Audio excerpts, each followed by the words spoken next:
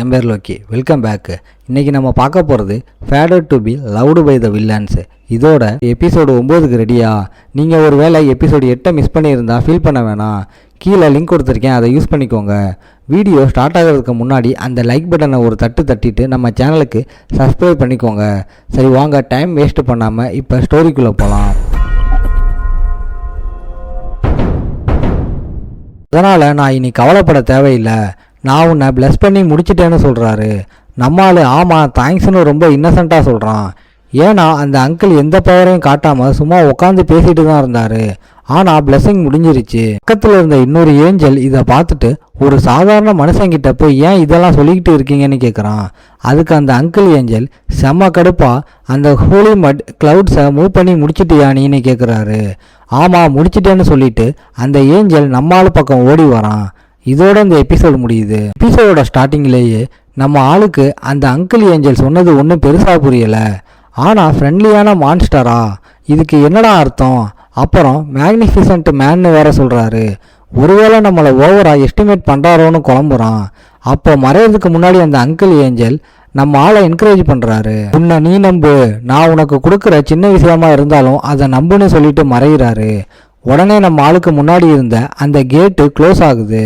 நம்ம ஆள் இதை கேட்டு செம ஷாக்கில் அப்படியே நிற்கிறான். நான் சாகாமல் இருக்க தான் ட்ரை பண்ணுறேன், இருந்தாலும் இது ஒரு ஏஞ்சல் கொடுத்த வார்னிங், அதனால் உஷாராக இருக்கணும்னு பிளான் பண்ணுறான். நினச்சிக்கிட்டே அந்த சென்சாரில் என்ன பிளெஸிங் கிடச்சிருக்குன்னு செக் பண்ணுறான். டக்குன்னு நம்ம ஆள் கண்ணு முன்னாடி நோட்டிஃபிகேஷன் விண்டோஸ் வருது. சேக்ரெட் சென்சார் கிரேடு சி, இதில் அதர் வேர்ல்டோட டிவைன் பவர் இருக்குது. இது 2 ஸ்கில்ஸ் கொடுக்குது. ஒன்று ஆஸ்டெரிட்டி கிரேடு சி, இது கொஞ்சம் மானாவை யூஸ் பண்ணி எல்லா போனஸ் பாயிண்ட்ஸையும் டெம்பரரியாக ரிசர்வாக மாற்றும். 20 second cooldown proof of destiny வழியாக எவால்வ் பண்ணலாம். இன்னொன்று ப்ரொடக்டிவ் ஷீல்டு கிரேடு சி, இது கொஞ்சம் மானாவை யூஸ் பண்ணி ஒரு 1 டைம் ஷீல்டு உருவாக்கும், கூடவே ஒரு சூப்பர் எஃபெக்டும் கொடுக்கும். இதுவும் 20 செகண்ட் கூல்டவுன் தான். ஹோலி மார்க் வழியாக எவால்வ் பண்ணலாம். இதை படித்ததும் நம்ம ஆளுக்கு செம்ம சர்ப்ரைஸு. கொஞ்சோண்டு ஃபுட்டு கொடுத்ததுக்கு இவ்வளோ பெரிய பிளெஸிங்கா? அந்த ஏஞ்சல் செம்ம யூஸ்ஃபுல்லான பவர்ஸ் கொடுத்துருக்காரு. கான்ஸ்டிடியூஷன் ஸ்டார்ட்ஸு ஹெச்பி கூட ஏறும். ஸோ இது என் சர்வைவலுக்கு செம்மையாக ஹெல்ப் பண்ணும். என் டெஸ்பரேட் லைஃப் ஸ்கில்லும் ஸ்டாட்ஸை செம்மையாக ஏற்றி விடும். இந்த ஸ்கில்ஸை நான் முழுசாக யூஸ் பண்ணிக்கணும். இதில் ரொம்ப முக்கியமே எவல்யூஷன் தான்.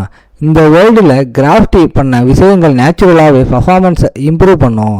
ஸ்டோரியோட ஸ்டார்டிங்லேயே இது கிடைச்சது எனக்கு செம்ம லக்கி தான். ஆனால் என்ன பிரச்சனைனா 2 ஸ்கில்ஸுக்கும் கொஞ்சமாக தான் மானா தேவைப்படுது. மானா ஆட்ரிபியூட்ஸ் இல்லாத ஒருத்தனுக்கு இது நிஜமாகவே ஒரு பெரிய ட்ரீம்.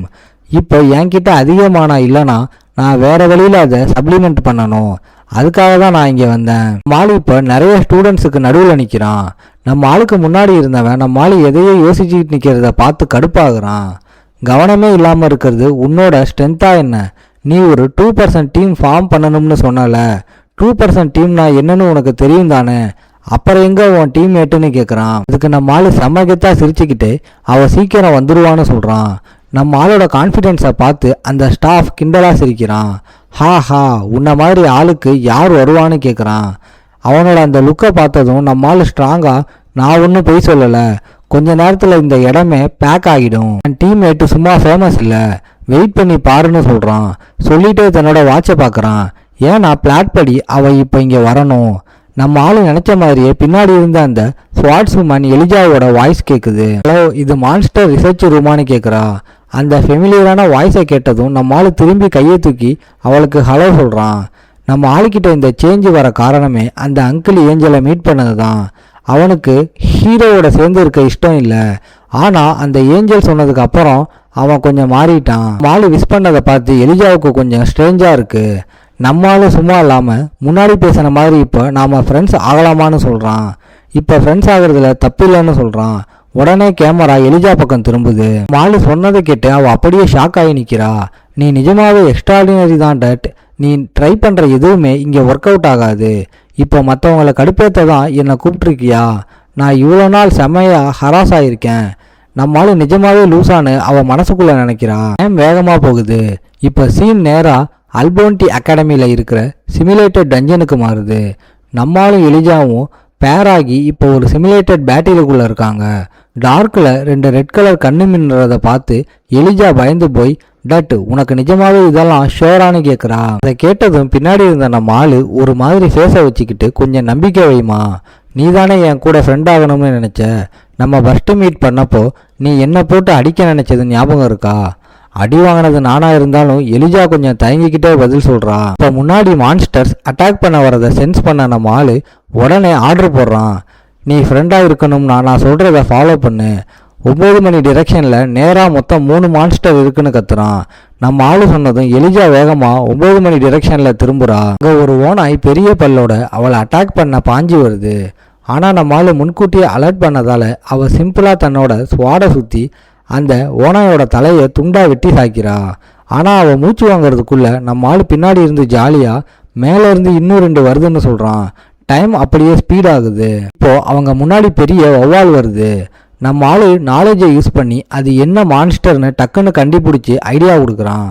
அதோட வீக் பாயிண்ட்டு மேலே இருக்குது, விங்ஸை எய்ம் பண்ணாத பாடியை எய்ம் பண்ணுன்னு சொல்கிறான். இதை கேட்ட எலிஜா வெறித்தனமாக ஸ்வாடை சுற்றி அந்த வௌவாலை 2ஆ வெட்டுறா. ஆனால் அவளுக்கு கொஞ்சம் கடுப்பாகி பல்ல கடிக்கிறா. சும்மா ஆர்டர் போடுறதை நிறுத்திட்டு எனக்கு கொஞ்சம் ஹெல்ப் பண்ணுன்னு திட்டுறா. ஆனால் நம்மால் அதை காதுலேயே வாங்காமல் கண்டினியூஸாக கமெண்ட் கொடுக்குறான். லெஃப்ட்லேயும் ரைட்லேயும் 2 டேகர் பறந்து வரும், அதை தட்டி விடுன்னு சொல்கிறான். ஒரு 10 செகண்ட் தாக்கு பிடிச்ச எலிஜா ஸ்வாடை சுற்றி அவளை நோக்கி வந்த அந்த 2 டேகரையும் சும்மா தெறிக்க விடுறா. நம்ம ஆள் சிரிச்சுக்கிட்டே அடுத்த கமெண்ட் பாஸ் பண்ணுறான், சூப்பர், அடுத்து ஒரு பேரலைசிங் டாக்ஸின் வரும், ரைட்டில் ஒரு ஸ்பேரியர் இருக்குது, அதை சீக்கிரம் காலி பண்ணு, நெக்ஸ்ட் என் சைடிலிருந்து ஒரு அம்பு வரும், அதை டாச் பண்ணு, அப்படியே நில்லு, 3, 2, 1. பின்னாடி இருந்து ஒரு அட்டாக் வருதுன்னு நம்மால் வரிசையாக கமெண்ட் கொடுக்க எலிஜாவுக்கே கன்ஃபியூஸ் ஆகிடுது. அவள் கஷ்டப்பட்டு பின்னாடி திரும்புகிறா. லக்கா ஒரு பெரிய ஒத்தக்கண்ணு மான்ஸ்டர் கொடுத்த அடியை பிளாக் பண்ணுறா. அடுத்த அடி எவ்வளோ ஸ்ட்ராங்குனா அவளையே அப்படியே பின்னாடி தள்ளிடுது. எல்லா கஷ்டமான வேலையையும் நாமளே பார்க்குறோம். இவன் என்னடானா பின்னாடி இருந்து சும்மா ஆர்டர் மட்டும் போடுறானேன்னு எலிஜாவுக்கு செமகாண்டாகுது. அவளால் அந்த கடுப்பை கண்ட்ரோல் பண்ண முடியாமல், உனக்கு இவ்வளவும் தெரிஞ்சா நீயே பண்ண வேண்டியது தானே, நாம் 2 பேரும் சேர்ந்து பண்ணால் ஈஸியாக டெவலப் ஆகலாம்லன்னு கத்துறா. உண்மையை சொல்லணும்னா நம்மளால் ஹெல்ப் பண்ண வேணாம்னு நினைக்கல, அவனால் ஹெல்ப் பண்ண முடியாது, அதான் மேட்டர். எனக்கும் ஹெல்ப் பண்ணணும் தான் ஆசை, ஆனால் முடியாது. என் ஸ்டாட்ஸ் எல்லாம் ரொம்ப கேவலமாக இருக்குன்னு நினைக்கிறான். ஏன்னா இது ஒரு சிமுலேட்டட் மேட்ச், இங்கே கில் பண்ணுற இன்டென்ஷன் இருக்காது. அதனால் அந்த டெஸ்பரேட் சர்வைவல் ஸ்கில் ஆக்டிவேட் ஆகாது. இதெல்லாம் சும்மா ப்ரோக்ராம் பண்ண ஆர்டிஃபிஷியல்ஸ் மான்ஸ்டர்ஸ். அந்த ஸ்கில் எல்லா இடத்துலையும் ஒர்க் ஆகாததால நான் சீக்கிரம் என் ஸ்டாட்ஸை ஏற்றி ஆகணும்னு நம்ம ஆள் மைண்டில் நினச்சிக்கிறான். அப்போ முன்னாடி இருந்த அந்த எலிஜா அவளையே மோட்டிவேட் பண்ணிக்க கத்துறா. வாடை டைட்டாக பிடிச்சிக்கிட்டு ஒரு மாதிரி வெறித்தனமான லுக்கோட நம்ம ஆளு மேலே பாஞ்சி வரா. இதை பார்த்ததும் நம்ம ஆள் மூஞ்சில் இருந்த அந்த சிரிப்பு அப்படியே ஃப்ரீஸ் ஆகிடுது. ஒருவேளை நம்ம ரொம்ப ஓவராக பண்ணிட்டோமோன்னு நினைக்கிறான். ஆனால் அவன் நினச்சதுக்கு ஆப்போசிட்டாக எலிஜா நம்மளால தான் ப்ரொடெக்ட் பண்ண வந்திருக்கா. ஏன்னா ஒரு மான்ஸ்டர் நம்ம ஆளுக்கு பின்னாடி நைஸாக வந்துட்டு இருந்துச்சு. நல்ல வேலை எலிஜா கரெக்டான டைமுக்கு ரியாக்ட் பண்ணிட்டா. ஒரே போடு அந்த ஒத்தக்கண்ண மான்ஸ்டரோட தலையை சீவி நம்ம ஆளை உசுரோட காப்பாற்றிட்டா. இதை பார்த்ததும் நம்ம ஆள் ஒரு நிமிஷம் செம ஷாக் ஆகி நிற்கிறான். ஓகே காய்ஸ், இன்னைக்கு ஸ்டோரி எப்படி இருந்துச்சுன்னு கமெண்ட்டில் சொல்லுங்கள். இந்த வீடியோ பிடிச்சிருந்தா மறக்காமல் லைக், ஷேர் அண்ட் சப்ஸ்கிரைப் பண்ணிடுங்க. உங்களை நான் அடுத்த எபிசோடில் பார்க்குறேன். Bye guys.